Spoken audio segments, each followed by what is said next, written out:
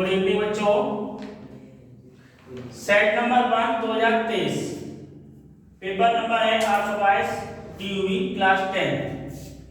इसमें सबसे पहले तो आपके आते हैं बहुविकल्पी, यानी 20 क्वेश्चन बहुविकल्पी आते हैं, फिर और बाकी क्वेश्चन अलग उत्तरीय या दीर्घ आते हैं।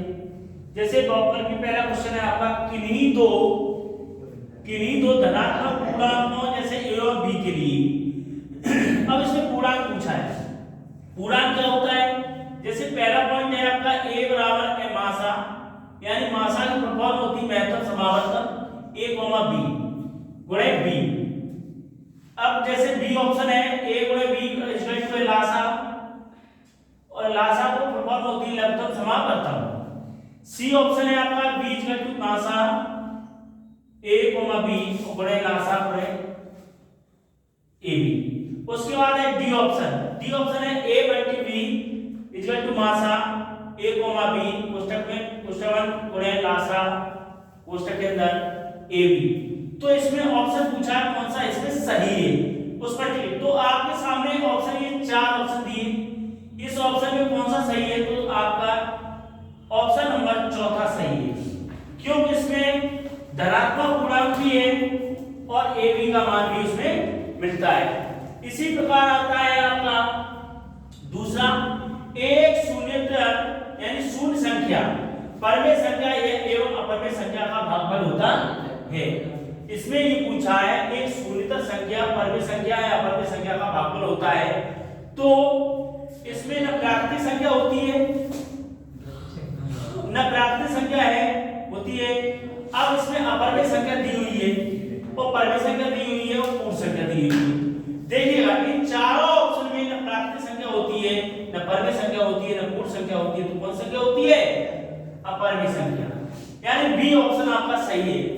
इसी प्रकार आपका आता है तीसरा क्वेश्चन, यदि m बराबर 5 और n बराबर m प्लस 7 है तो m square plus n square का मान होगा।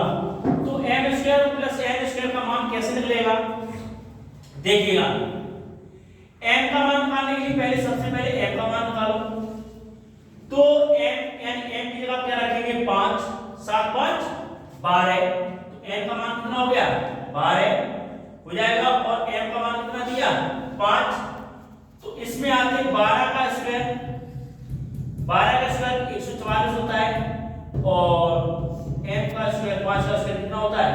125, वो सॉरी 25 होता है, यानी 5 का स्क्वायर कितना हो जाएगा? 25। और इन 12 n की जगह क्या रखेंगे? देखिएगा इसमें क्या रखेंगे? 5 का स्क्वायर प्लस 12 का स्क्वायर, तो ये हो जाएगा 25 और 144। इन दोनों को जोड़ देंगे तो 169, यानी 169 किसका स्क्वायर है? 13 का। तो ये बाहर निकलेगा 13। इसमें आपको कहीं भी ऑप्शन में 13 दिखाई दे रहा है? 65, पहला ऑप्शन 65 है, दूसरा 26 है, तीसरा फिर सी वाला 13 है, तो ये ऑप्शन आपका सी वाला सही है।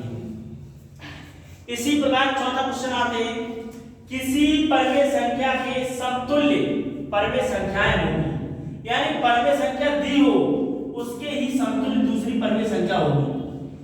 तो इसमें दूसरी परमेय संख्या पूछी है आपको, तो इसमें दूसरी संख्या परमेय संख्या क्या होगी?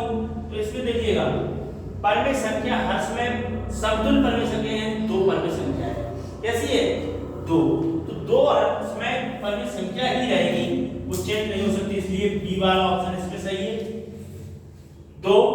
पांचवा क्वेश्चन है a1x + b1y + c1 = 0 तथा a2x b2y + c2 = 0। तो रैखिक समीकरण है a1/a2 = b1/b2 c1/c2 हो तो इसमें आप दिया हुआ है, आपको दिया रेखाएं समांतर हैं, रेखाएं संपाती हैं, रेखाएं प्रच्छेद करती, इनमें से कोई नहीं।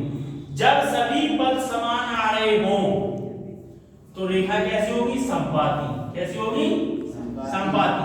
इसमें क्वेश्चन में 5वें क्वेश्चन में आपका बी ऑप्शन सही है। इसी प्रकार 6 क्वेश्चन पे हम पहुंचते हैं। 6 क्वेश्चन है, किसी संख्या का 1/3 भाग 21 के बराबर होता है।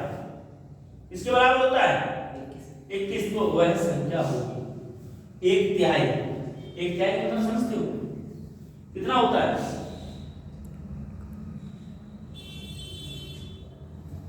एक तिहाई का मतलब समझते हो? सर एक चीज 3 भाग। किसी भी चीज के कितने भाग? 3 भाग। तो इसमें कोई ऑप्शन है 3 भाग वाला? 63। तो आपका ऑप्शन आ रहा है 63, यानी सी वाला ऑप्शन इसमें सही है आपका। ये आपके 6 बहुविकल्पी हो गए। इसके बाद आगे के बहुविकल्पी अभी इसी वीडियो में आपको बताएंगे।